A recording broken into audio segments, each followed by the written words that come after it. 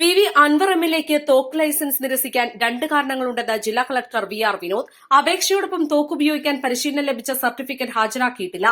Licence നൽകുന്നതിന് police നൽകിയ report എതിരായിരുന്നു. ഈ രണ്ട് കാരണങ്ങൾ പരിഗണിച്ചാണ് ലൈസൻസ് നൽകാതിരുന്നതെന്ന് ജില്ലാ കളക്ടർ അറിയിച്ചു. മലപ്പുറത്ത് വാർത്താസമ്മേളനത്തിൽ സംസാരിക്കുകയായിരുന്നു അദ്ദേഹം. പി.വി. അൻവർ എം.എൽ.എക്ക് ജീവന് ഭീഷണിയുണ്ടെങ്കിൽ അക്കാര്യം വിശദമാക്കി ഒരു അപേക്ഷ കൂടി നൽകണം. അപേക്ഷയിൽ വസ്തുതയുണ്ടെന്ന് തെളിയുന്ന പക്ഷം തുടർ നടപടിയെക്കുറിച്ച് ആലോചിക്കും. ഇത് സംബന്ധിച്ച തെളിവുകൾ അപേക്ഷകൻ ഹാജരാക്കണമെന്നും കളക്ടർ വ്യക്തമാക്കി. പൊതുവെ തോക്ക് ലൈസൻസുകൾ പുതിയതായിട്ട് കൊടുക്കുന്നത് വളരെ കുറവാണ്.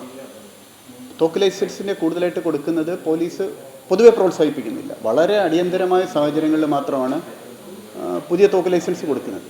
ഇപ്പോൾ തോക്ക് ലൈസൻസ് ഹോൾഡ് ചെയ്യുന്നവരുടെ തന്നെ എല്ലാവർക്കും തന്നെ പുതുക്കി കൊടുക്കുന്നില്ല, അവരുടെ ആവശ്യം പരിഗണിച്ച് മാത്രമാണ്. അപ്പോൾ പിന്നെ ഇതിലുള്ളൊരു പ്രശ്നം തോക്ക് ലൈസൻസ് പുതിയതായിട്ട് അപേക്ഷിക്കുന്നവർക്ക് ഒരു പരിശീലനം നേടിയ ഒരു സർട്ടിഫിക്കറ്റ് വേണം, അംഗീകൃതമായിട്ട് പരിശീലനം നേടി. അപ്പോൾ ഈ ഒരു പ്രശ്നം, അങ്ങനെ അംഗീകൃതമായിട്ടുള്ള ഒരു പരിശീലനം കൊടുക്കുന്ന ഒരാൾ ഇല്ലാത്തതുകൊണ്ട്, അങ്ങനെ ഒരു സർട്ടിഫിക്കറ്റ് പ്രൊഡ്യൂസ് ചെയ്യാത്തതുകൊണ്ടാണ് പലർക്കും ഇപ്പം ലൈസൻസ് കൊടുക്കാൻ സാധിക്കാതെ വരുന്നത്. ഇപ്പോൾ പി.വി. അൻവറിൻ്റെ കേസിലാണെങ്കിൽ അതിൽ പോലീസ് അനുകൂല റിപ്പോർട്ടല്ല തന്നത്.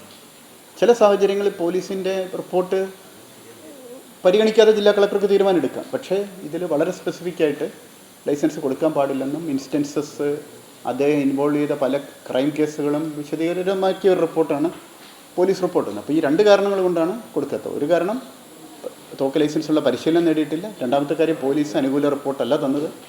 പോലീസിൻ്റെ അനുകൂലമല്ലാത്ത റിപ്പോർട്ടിനെ ഓവർകം ചെയ്യുന്നതിനുള്ളൊരു തെളിവ് അപേക്ഷകൻ ഹാജരാക്കേണ്ടതായിരുന്നു. അങ്ങനെ ഒരു തെളിവ് ഹാജരാക്കിയിട്ടില്ല. ചില പ്രത്യേക സാഹചര്യങ്ങളിൽ അദ്ദേഹത്തിൻ്റെ ലൈഫിന് വളരെ ത്രെട്ടുണ്ട് എന്നുള്ളത് അദ്ദേഹം സ്ഥാപിക്കുകയാണെങ്കിൽ ഒരു പക്ഷേ വീണ്ടും അന്വേഷണ റിപ്പോർട്ടൊക്കെ ആവശ്യപ്പെടായിരുന്നു. അങ്ങനെയുള്ള തെളിവുകളൊന്നും അദ്ദേഹം ഹാജരാക്കുകയും ചെയ്തിട്ടില്ല.